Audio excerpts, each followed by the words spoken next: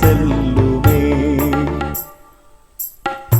சமுத்திரத்தை இரண்டாக பிளந்த எங்கள் தெய்வமே, சமுத்திரத்தை இரண்டாக பிளந்த எங்கள் தெய்வமே, உலர்ந்த தரையை கண்ட மக்கள் கொலியாயிருந்த நாதனே, உலர்ந்த தரையை கண்ட மக்கள் கொலியாயிருந்த நாதனே.